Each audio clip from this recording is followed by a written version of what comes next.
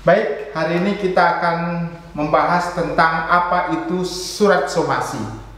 Hal ini begitu penting. Kenapa somasi penting? Karena dalam konteks menentukan seseorang itu sudah dinyatakan bersalah atau sudah dinyatakan lalai dalam melaksanakan kewajibannya dalam suatu perikatan, maka harus diberikan suatu yang namanya surat somasi. Nah, kita lihat apa itu definisi daripada surat somasi. Menurut Satrio, somasi merupakan teguran agar debitur yang punya berprestasi tersebut harus dilakukan, harus diingatkan bahwasannya ada keadaan di mana debitur belum melakukan suatu prestasi kepada kreditur, sehingga pihak kreditur harus memperingatkan debitur supaya dia melakukan pembayaran, pembayaran atau pemenuhan terhadap prestasi yang dia pernah janjikan. Debitur apa itu? Ya, saya terangkan, debitur adalah orang yang memiliki utang, sedangkan kreditur ada orang yang memiliki piutang. Jadi kreditur ini yang mempunyai tagihan kepada debitur tersebut. Nah, untuk bisa menentukan kapan suatu prestasi tersebut sudah dapat ditagih dan jatuh tempo, maka haruslah debitur tersebut diingatkan oleh kreditur, supaya dia dapat ditagih. Jadi apakah surat somasi itu? Surat somasi adalah untuk menentukan apakah suatu hutang telah jatuh tempo dan dapat ditagih. Nah, bagaimana dengan dasar hukumnya? Kita lihat dasar hukum dari surat somasi di pasal 1238 KUH Perdata atau BW mengatakan si berhutang adalah lalai apabila dengan surat perintah atau dengan sebuah akta sejenis telah dinyatakan lalai dalam dalam perikatannya sendiri, jika ia telah menetapkan bahwa si berhutang dianggap lalai dengan lewat waktu yang ditentukan. Nah, jadi di pasal 1238 ini, kapan seseorang itu lalai? Apabila sudah ada surat perintah atau dengan sebuah akta dinyatakan dia lalai. Apa yang dimaksud dengan sebuah akta atau surat yang menyatakan dia lalai? Itulah yang namanya surat teguran atau surat somasi. Ini kamu sudah jatuh tempo, sudah lewat waktu, tolong dibayar. Nah, itu untuk menentukan apakah dia sudah lalai dalam perikatannya. Di pasal 1243 KUH Perdata diatur penggantian biaya, kerugian dan bunga karena tidak dipenuhinya suatu perikatan mulai diwajibkan bila debitur walaupun telah dinyatakan lalai tetap lalai untuk memenuhi perikatan itu, atau jika sesuatu yang harus diberikan atau dilakukannya hanya dapat diberikan atau dilakukan dalam waktu yang melampaui waktu yang telah ditentukan. Jadi selain ditentukan kapan dalam somasi tersebut ditentukan setelah jatuh waktu, dia juga ditegur untuk membayar keterlambatannya terhadap apa? Terhadap contohnya denda, terhadap bunga, terhadap kerugian lain yang ditimbulkan oleh debitur karena kelalaian tersebut. Jadi pertama, terkait dengan menentukan kapan suatu perjanjiannya itu telah lalai. Kedua, kapan untuk menentukan ada atau tidaknya suatu keterlambatan dalam membayar suatu denda ganti rugi ataupun bunga. Itulah fungsinya, berdasarkan pasal 1238 dan 1243 ini. Nah, selain dasar hukum ini juga kita lihat somasi juga dapat dimaknai sebagai peringatan sebagaimana dimaksud dalam pasal 1412 KUH Perdata yang mengatakan jika apa yang harus dibayar berupa suatu barang yang harus diserahkan di tempat barang itu berada, maka debitur harus memperingatkan kreditur dengan perantaraan pengadilan supaya mengambilnya dengan suatu akta yang diberitahukan kepadanya. Nah, ini adalah yang disebut dengan kuasa pengadilan untuk memperingatkan seseorang yang telah lalai atau yang telah diputuskan dalam suatu pengadilan untuk menyerahkan suatu barang atau suatu benda. Nah, ini nanti kita kategori sebagai suatu unmanning dari pengadilan. Jadi unmanning itu dikeluarkan oleh pengadilan yang isinya memperingatkan seseorang untuk melakukan pembayaran secara sukarela, tapi kalau dia enggak, maka dia nanti dikenakan penyitaan. Nah, selain KUH Perdata, kita lihat dasar jurisprudensi terkait dengan surat somasi ini. Di jurisprudensi di nomor 186 KSIP 1959 tanggal 1 Juli mengatakan apabila dalam suatu perjanjian telah ditentukan dengan tegas, ya, kapan pihak yang bersangkutan harus melaksanakan sesuatu, setelah lewat waktu yang ditentukan ia belum juga melaksanakan, ia menurut hukum belum dapat dikatakan alpa atau memenuhi kewajiban perjanjian selama hal tersebut belum dinyatakan kepadanya secara tertulis oleh pihak lawan. Nah, kalau kita lihat putusan ini menentukan bahwasannya seseorang itu baru dapat dinyatakan telah lalai apabila telah ada suatu surat somasi, surat teguran. Sehingga kalau kita lihat dalam putusan ini dia menolak, ya, menolak gugatannya. Kenapa? Ternyata penggugat itu belum menyampaikan yang namanya surat somasi.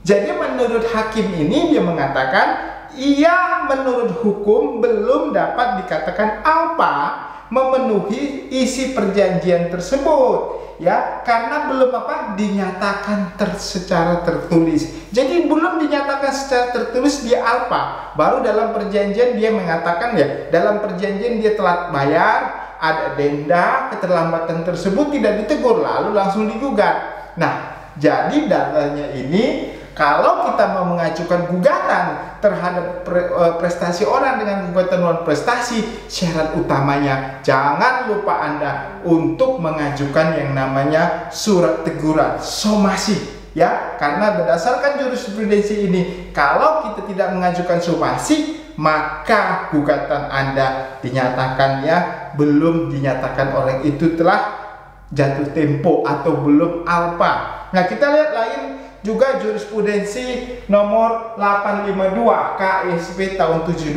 mengatakan bahwa untuk menyatakan seseorang telah melakukan one prestasi terlebih dahulu harus dilakukan dengan penagihan resmi oleh jurusita atau somasi, ya. Oleh karena somasi dalam perkara ini belum dilakukan, maka pengadilan belum dapat menghukum para tergugat atau pembanding telah melakukan one prestasi.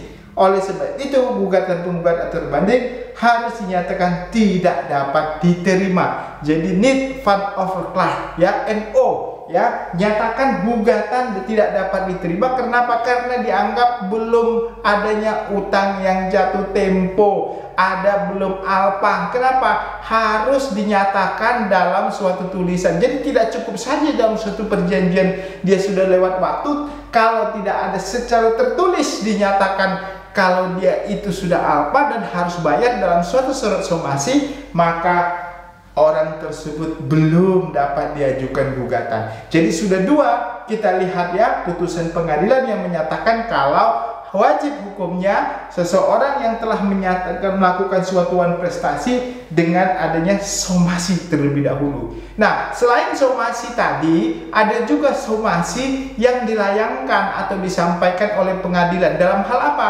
Dalam hal kalau sudah ada putusan yang mempunyai kekuatan hukum tetap. Jadi kalau sudah ada putusan mempunyai kekuatan hukum tetap, maka untuk melaksanakan isi putusan tersebut, supaya yang dikalahkan melakukan isi putusan secara sukarela, maka pengadilan mengirimkan, ya, atas permohonan yang dimenangkan, memohonkan supaya pengadilan menegur supaya orang tersebut melaksanakan isi putusan secara sukarela. Nah, permohonan itu nanti dengan penetapan yang namanya adalah unmanning. Apa itu unmanning? Nah, kita lihat unmanning di pasal 196 HIR mengatakan bahwa untuk yang pertama kali harus dilakukan oleh ketua pengadilan adalah melakukan an-mani, yaitu memerintahkan jurusita memanggil termohon eksekusi ya untuk diperingatkan, ya somasi tegur diperingatkan agar memenuhi putusan secara sukarela dalam 8 hari. Jadi pengadilan sebelum melakukan eksekusi dia juga tidak dapat langsung mengajukan eksekusi, ya harus terlebih dahulu disampaikan an-mani, somasi, teguran yang isinya supaya melaksanakan putusan secara sukarela paling lama 8 hari. Nah nanti kalau dia tidak mengindahkan an-mani, maka ada upaya eksekusi yang dilakukan oleh pengadilan. Nah, bagaimana akibat hukum kalau orang sudah diberikan somasi, sudah ditegur, ya? Apa akibat hukumnya? Kita lihat. Nah, akibat hukum somasi akan menimbulkan pertama bagi debitur. Apabila debitur mengabaikan tanpa alasan yang sah, ya, yang jelas terhadap somasi tersebut, maka akan membawa debitur dalam keadaan lalai. Jadi disitulah tadi saya katakan, kalau dia mengabaikan somasi tersebut, berarti dia dalam keadaan lalai atau dalam keadaan tidak mampu atau wan prestasi.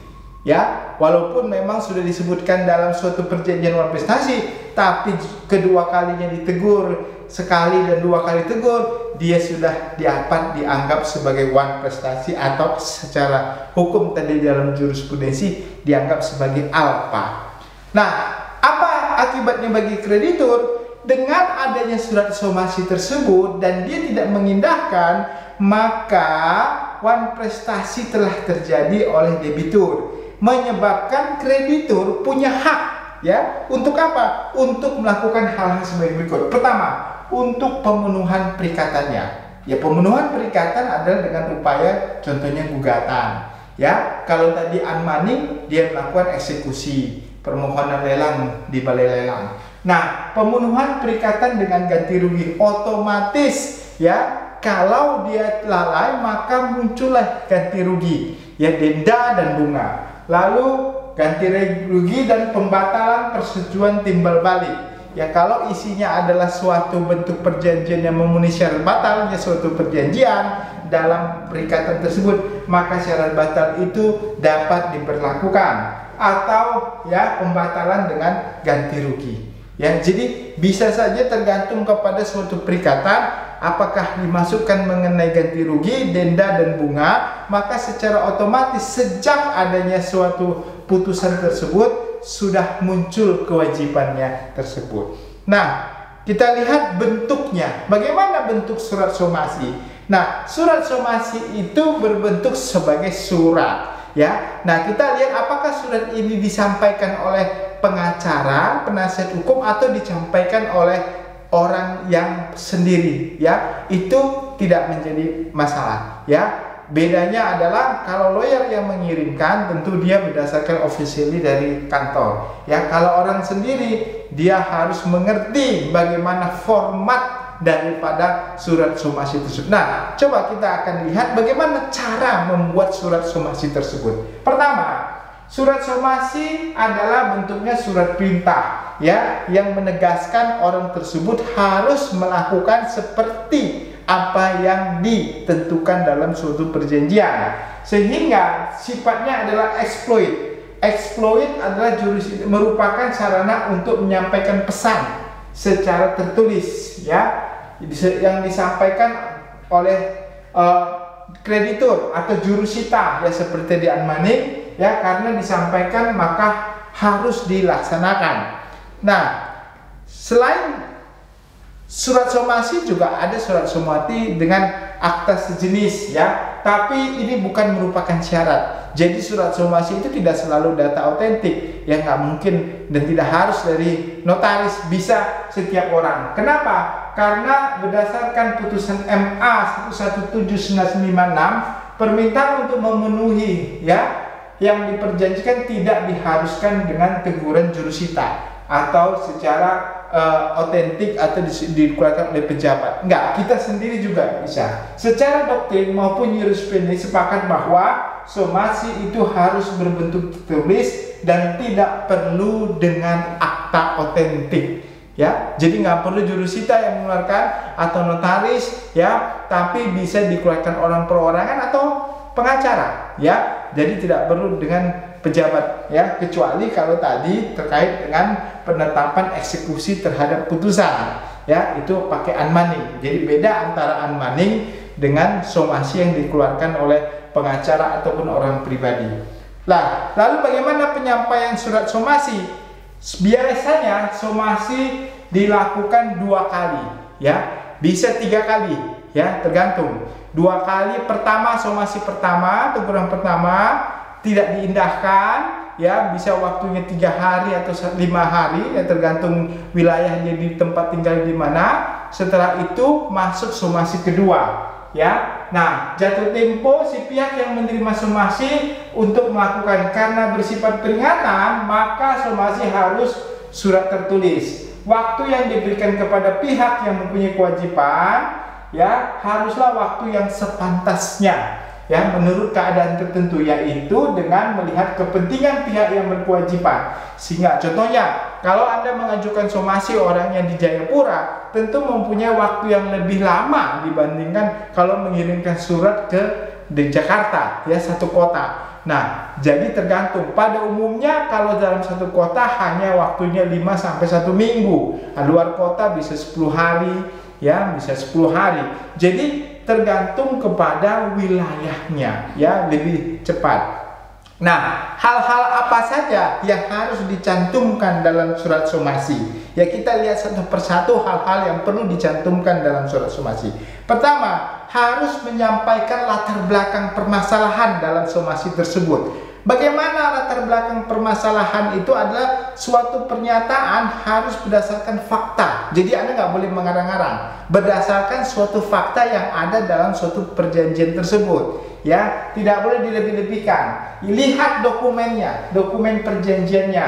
Apa ada cara yang dapat digunakan untuk mengerti atau memahami proses transaksi, ya, duduk permasalahannya. Kita dapat menentukan perbuatan yang ingkar janjinya di mana. Jadi Anda harus ingat dulu, lihat dulu pokok permasalahannya apa, ya. Jadi pertama harus lihat hubungan hukum, ya. Hubungan hukum siapa? Hubungan hukum antara debitur dan kreditur. Apa yang diperjanjikan, ya, kapan suatu dinyatakan orang itu gagal, bagaimana akibatnya kalau dia gagal, apa yang diharuskan. Nah, itu harus dicantumkan pertama sekali. Kenapa? Karena pertama kali surat somasi tersebut Anda harus mendudukkan hubungan hukum Anda dengan orang yang akan Anda somasi, ya. Untuk menentukan itu Anda harus jelaskan, begitu.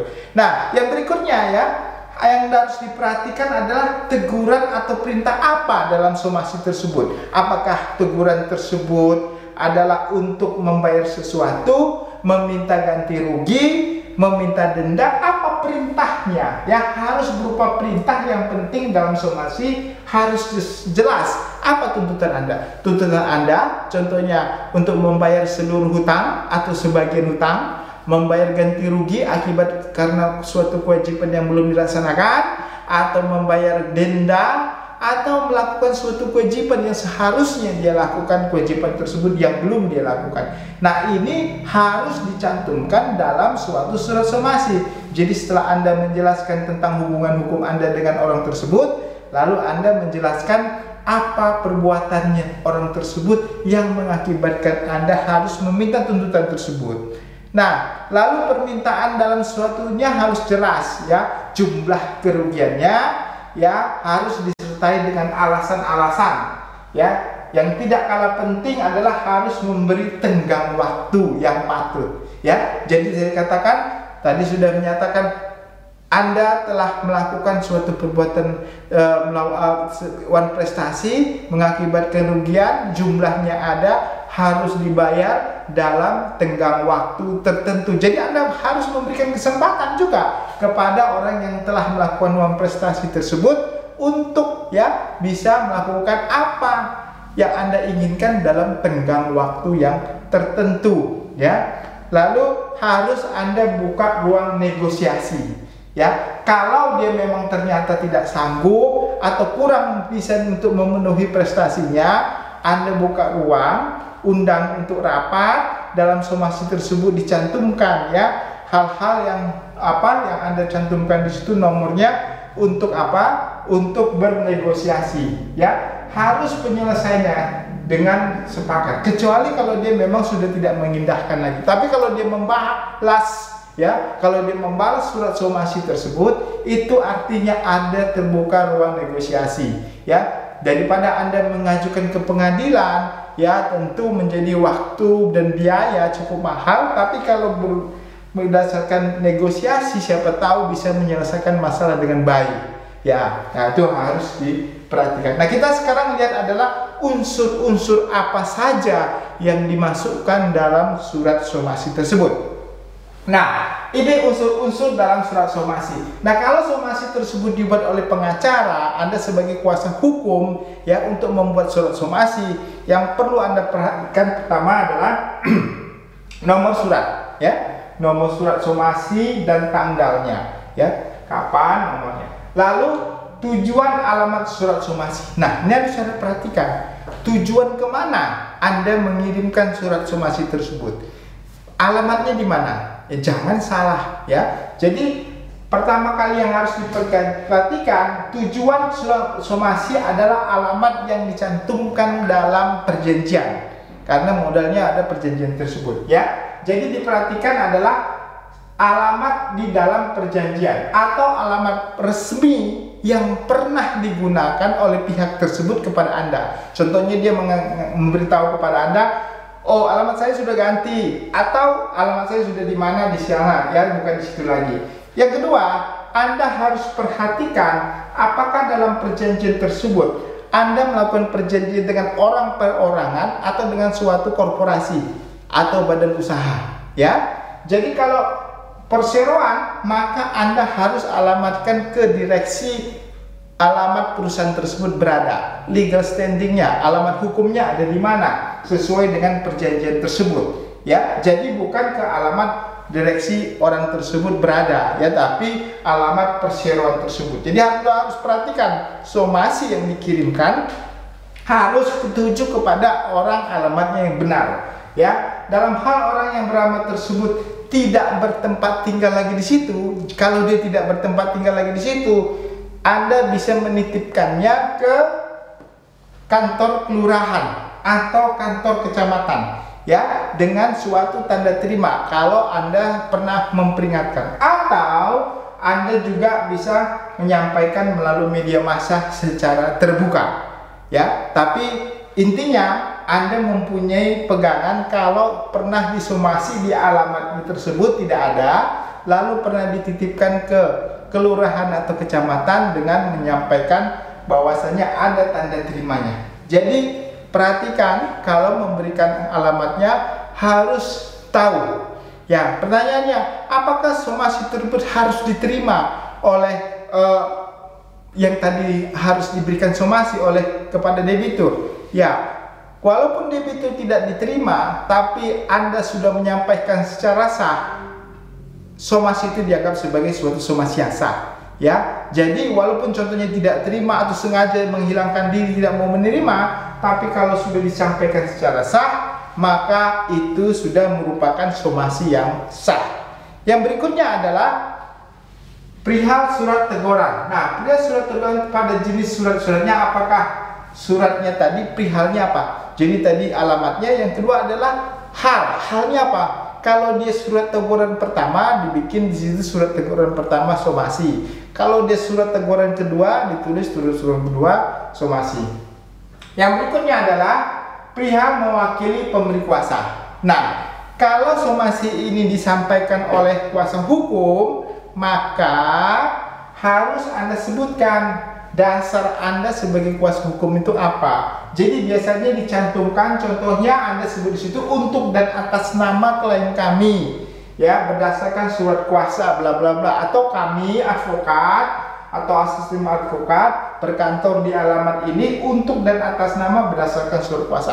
Jadi somasi tersebut Anda sebutkan dulu kalau Anda itu bertindak buat orang lain, Anda sebagai kuasa hukum. jangan langsung Anda bicara tapi Anda tidak mempunyai dasar. Nanti somasinya ditolak, dianggap tidak ada. Kenapa? Karena Anda tidak punya kewenangan. Mana surat kuasanya Anda bertindak mewakili klien Anda? Nah, nggak ada. Jadi harus dicantumkan kalau memang yang mengirimkan itu adalah kuasa hukum. Tapi kalau bukan, orangnya langsung, silahkan langsung saja, begitu ya. Nah, yang berikutnya tadi saya sebutkan adalah unsur-unsur dalam surat somasi terkait dengan apa? Kronologi atau isi dari surat teguran. Jadi surat teguran itu jangan langsung, oh saya menegur Anda untuk membayar. Jangan. Harus mencantumkan terlebih dahulu ya hubungan hukum antara debitur dan kreditur. Apa hubungan hukumnya? Ya, antara orang yang disomasi dengan yang mensomasi. Apa dulu hubungan hukumnya? Yang kedua adalah apa hak dan kewajibannya. Debiturnya apa haknya, krediturnya apa haknya dalam perjanjian kesepakatan tersebut. Setelah itu adalah perbuatan apa yang dilakukan sehingga orang tersebut telah melakukan uang prestasi. Ya, harus disebutkan perbuatan apa yang disebutkan kalau orang itu telah melakukan uang prestasi.